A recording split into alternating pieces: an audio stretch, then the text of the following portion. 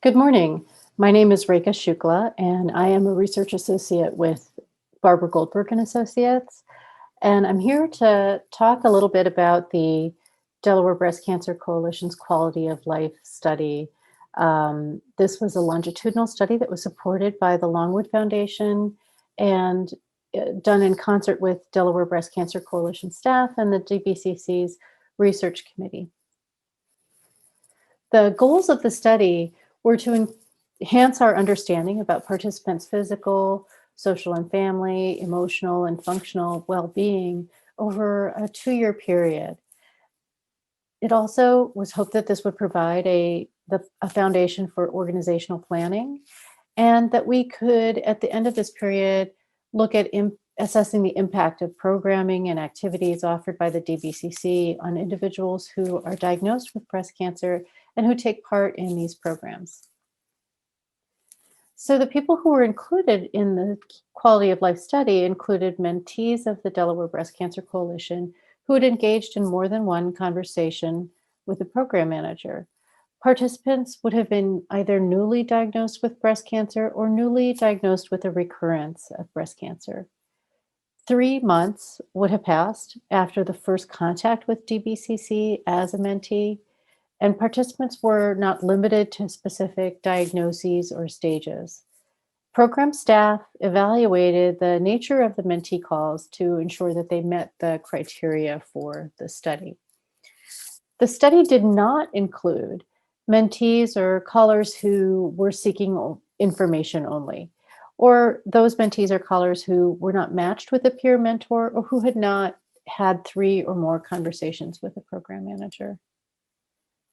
Now, all of the study participants and respondents formally consented to the evaluation. They were able to offer feedback either through emailed surveys via the SurveyMonkey platform or on hard copy paper surveys that were sent by staff to those respondents who preferred to answer in that way and were provided a self-addressed stamped envelope to send it back to the evaluation team. Completed surveys happened at 4 points in time. The first survey was 3 months after entry to DBCC services. The second was 6 months after entry. At the 1-year point, the third survey was sent out, and the fourth survey happened 2 years after entry to DBCC for programming or activities. So this included program participants from a 12-month period. Anybody who was in DBCC's pool of participants between March 2016 and February 2017 were invited to participate in the quality of life survey, and consented respondents were followed for 2 years. Surveys queried respondents about after their diagnosis and entry to DBCC program, and they were asked about their physical well-being, their social and family well-being, emotional well-being, and functional well-being. The final survey at the 2-year mark also included questions about respondents' experiences with DBCC programs, and staff gathered additional demographic information to get a grasp on their age, racial identification, and where they were located. Of the respondents who we heard from over that 2-year period, they ranged in age from 26 to 97. The average age was 62. 68% of respondents reported their race, and 84% of them said that they were white, 15% reported they were African American, and 1% reported that they were Asian. We were pleased by the robust level of responses over this period. Of the 102 participants who were involved with DBCC during the study period, 70 participants, or about 70%, consented to participating in the study. 86% completed that first study at the 3-month mark. 71% did the second one at the 6-month mark. 63% did the third at the 1-year mark. And Fully 60% completed the fourth survey 2 years after they had started embarking on this. So the level of participation was high, a testament to the investment of DBCC staff and the strong relationship that the staff and participants developed. For the analysis, we created a unique code for each respondent, and that allowed us to match answers for each of their survey responses over the series of surveys over that 2-year period. 34 respondents answered both the first survey and the fourth survey completely. That's nearly half of them, and that was, again, 2 years after entry to DBCC programming. So looking at the survey itself, respondents were asked to react to a series of statements looking back at the past 7 days. So each point in time that they got the survey, they were asked to consider just the past 7 days.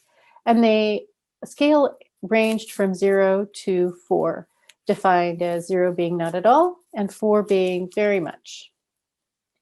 So now that we can look at a few of these statements, maybe this will feel a little bit more clear. For physical well-being, we had a series of statements where the preferred response would have been not at all or perhaps a little bit. And the statements included, I have a lack of energy. I have nausea. Because of my physical condition, I have trouble meeting the needs of my family. I have pain. I am bothered by the side effects of treatments. I feel ill. I am forced to spend time in bed. All of those statements showed an improvement in how respondents felt about their physical well-being, improving from the 3-month mark to the 2-year mark. And one of those statements yielded statistically significant findings. So for I feel ill, respondents were more respondents, statistically significantly more respondents responded not at all or a little bit at the 2-year mark as opposed to the 3-month mark. When we look at social and family well-being, the questions were structured in a way that the preferred response would be very much or quite a bit.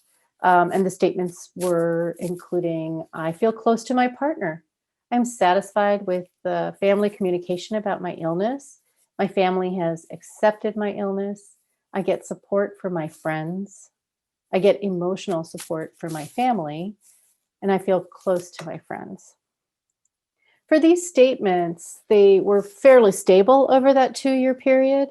No statements, however, yielded any statistically significant findings.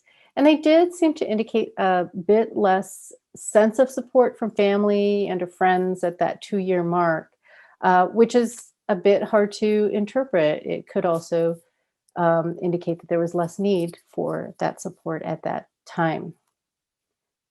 Emotional well-being, the statements in this section included those that the preferred response would be not at all or a little bit.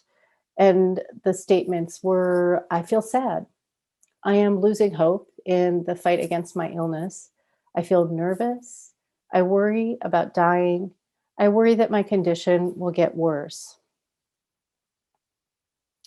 For one of the statements in the emotional well-being section, the preferred response would be very much or quite a bit. And that statement was, I am satisfied with how I'm coping with my illness. So responses over that 2-year period were, again, in this section, fairly stable. Respondents indicated lessened sense of nervousness and maybe some additional feelings of sadness or worry, but none of these statements yielded statistically significant findings. In the functional well-being section, preferred responses would have been very much or quite a bit, and they included the statements, I am able to work. My work is fulfilling. I am able to enjoy life. I have accepted my illness. I am sleeping well. I am enjoying the things I usually do for fun. I'm content with the quality of my life right now. So all but one of those statements indicated that the functional well-being improved over that 2-year period. And for one of those statements, it was a statistically significant difference in that respondents felt they were more able to work at the 2-year mark than at the 3-month mark. And that's as you might expect. Additional questions included those that the preferred response would be not at all or a little bit. And the statements included, I have been short of breath. I am self-conscious about the way I dress. One or both of my arms are swollen and tender. I am bothered by hair loss. I worry about the effect of stress on my illness. I worry that other members of my family might someday get the same illness I have. I am bothered by changes in weight. I have certain parts of my body where I experience pain.